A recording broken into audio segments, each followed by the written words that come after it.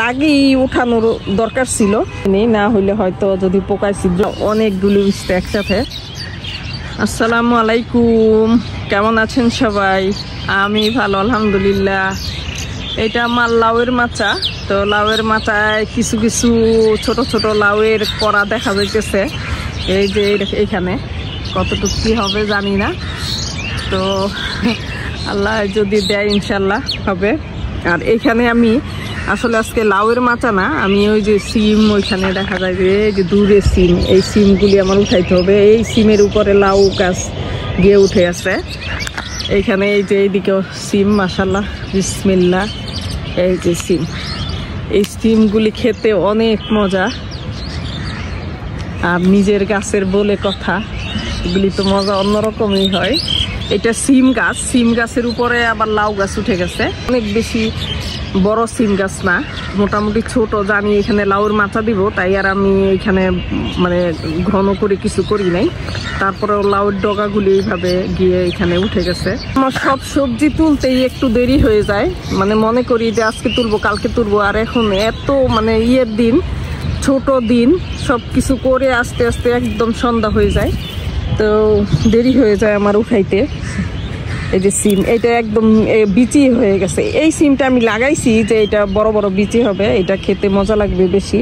এই সিমটা আমার কাছে খুবই পছন্দের একটা সিম, এই যে এটা খুবই পছন্দের একটা সিম, এবং বিচিগুলি খুব বড় বড় হয়, মোটা মোটা। আসলে নিজের গাছের সবজি তোলার আনন্দই অন্যরকম। এখন সিমটা মাছ দিয়ে খাওয়া যায়, কয়েকদিন পর আর মাছ দিয়ে খাওয়া যায় না। এই সিমগুলি উঠানোর পরও দেখা যায় যে এই ডাল থেকেই অনেক মানে সিম ফুল আবার নতুন করে বের হবে, আবার সিম ধরবে। এই জন্য আমি গতবার আমি খুবই ভুল করছি, এই যে এটা ভেঙে গেছে। গতবার আমি খুবই ভুল করছি, মানে একবারে কেটে ফেলছিলাম, এত এত সিম হয়েছিল মাশাআল্লাহ। আমি এই পুরা এক ছড়া যেটা থাকে ওটা পুরাটা কেটে ফেলতাম। তারপরে মানে কয়েকটা কেটে ফেলার পর দেখি যে অন্যগুলিতে আবার সিম ধরে। এই জন্য আমি এখন একটা একটা করে এইভাবে ছিঁড়ে নিই। লেবুগুলি একদম পেকে গেছে, না উঠায় উপায় নেই, কারণ আমি লেবুটা আরো আগে উঠাইতাম। এখন বিসমিল্লাহ গাছে যে আমি স্প্রে করছিলাম, স্প্রে করার কারণে আমি 5 দিন পর্যন্ত আমি লেবু উঠাইতে পারি নাই। 5 দিন পর আজকে উঠাইতেছি। এখন স্প্রে করার আগেই উঠানোর দরকার ছিল, তো স্প্রে করার আগে আর উঠানোর টাইম পাই নাই, যেহেতু স্প্রে করতে করতে দেখা যায় যে দেরি হয়ে যাইতেছিল, এই জন্য আমি স্প্রে করে দিছি। আজকে গাছে যা লেবু আছে সব লেবু নিয়ে নিব। লেবু একদম পেকে গেছে, এখন যদি আবার নতুন করে ফুল আসে, নতুন করে গাছে ধরে, তখন আবার ধরবে, কিন্তু এখন আর রেখে দেওয়ার সময় নাই, সব লেবুই পেকে যাচ্ছে। এগুলি এত রস, এত রসালু লেবু। এই যে মাশাআল্লাহ, এই যে এটার ভিতরে আরেকটা, এখানে আরেকটা, এই তো মাশাআল্লাহ। এই যে এখন ছিঁড়ে নিলাম, মাশাআল্লাহ একসাথে কতগুলি উস্তা ধরছে এখানে। এই যে এগুলি সব উস্তা মাশাআল্লাহ, এই যে এগুলি গাছের নিচেই হয়েছে, তো মাশাআল্লাহ অনেকগুলি উস্তা একসাথে এখানে। এগুলি এখন উঠাই নিব। বিসমিল্লাহ, আল্লাহ বরকতিল্লাহ, আল্লাহ বরকত দিও। এই গাছটা যখন নার্সারি থেকে আনতে গেছি, তখন ভাই বলতেছিল যে আপা এইটা লাল তীরের করলার চারা। তো করলার চারা বলে এই উস্তা লাগানোর পরে উস্তা হইলো। আমি গতকাল গিয়ে আমি রাগ করে আসছি যে কেন এটা দিলেন, মানে আমাকে এই চারা দিলেন। আমি আমার গাছে করলা ধরবে, দেখতে সুন্দর লাগবে, আমি এতটুকু যত্ন করে আমি গাছটা লাগাইছি। পরে বলে যে আপা এখন আমাকেই দিছে এরকম করে লাল তীরের করলা বলে, এখন এরকম ওরা ভুল করলে কেমন লাগে বলেন। তো উনিও মানে ওনারও খারাপ লাগছে যে এই ভুলটা ওরা করছে। উস্তা তো খারাপ লাগে না, উস্তা অনেক মজার একটা জিনিস, কিন্তু তারপরও আমার মনে হয় যে করলা ধরবে। এর আগেও করলা লাগাইছি, করলা ধরে, দেখতে সুন্দর লাগে, লম্বা লম্বা করলা। এই জন্য আমার কাছে করলাটা মনে হয় যে উস্তা তো এমনিতেই হয়ে থাকে, তো করলা আবার লাগাইতে হবে। আমি বলছি ভাইকে, বলে যে চারা এখনো উঠে নাই আপা, চারা উঠলে পরে নিয়েন।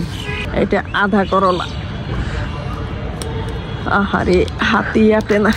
এই যে এখানে একটা, এই জিনিসগুলি এত সুন্দর যে আসলে গাছের পাতার মতো এরকম খাঁচ কাটা কোথায় হয়ে থাকে দেখা যায় না, বোঝা যায় না। এই যে এখানে আরেকটা, এটা নিব না, এটা বড়ই মাশাআল্লাহ, কিন্তু আরেকটু পরে নিব। এই যে বিসমিল্লাহ, এইদিকে ধরে রয়েছে। আমি বলছি যে ছাদের ড্রাম থাকে কম, তো আমার এই মানে উস্তা লাগাইতে লাগাইতে আমার পুরা 4টা ড্রাম 4টা ক্যারেট আমার হয়ে গেছে, রঙের ড্রাম 2টা আর ক্যারেট 2টা এরকম। এই যে কত পরিপুষ্ট মাশাআল্লাহ উস্তাটা, একদম নাদুস নুদুস মাশাআল্লাহ, কি সুন্দর। আরো ছোট ছোট ধরতেছে, ছোট ছোট আছে। এই যে আরেকটা, এটা গাছের গোড়ায় যে ডগাগুলি আসে, এই যেগুলি বের হয় ওগুলি থেকেও মাশাআল্লাহ এরকম উস্তা ধরে থাকে। এই যে এখানে ছোট, এটা করলার মতো বড় হবে, এগুলিতে ঘাস হয়ে আছে।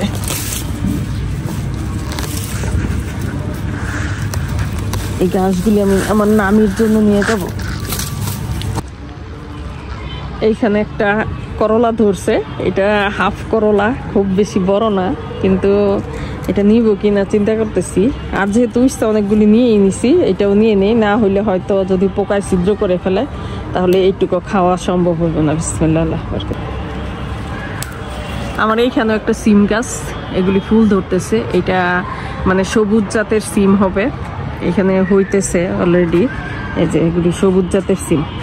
আজকে ছাদ বাগান থেকে মাশাআল্লাহ এই 7টা কলম্বু লেবু হলুদ হলুদ হয়ে গেছে, কারণ স্প্রে করছিলাম গাছে, এই জন্য উঠাইতে দেরি হয়েছে।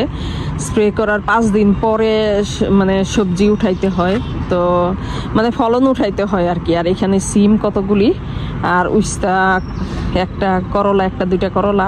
এই যে মাশাআল্লাহ কতগুলি সবজি আজকে ছাদ বাগান থেকে উঠাইলাম। আলহামদুলিল্লাহ আলহামদুলিল্লাহ। তো সবাই ভালো থাকেন, সুস্থ থাকেন, আল্লাহ হাফেজ।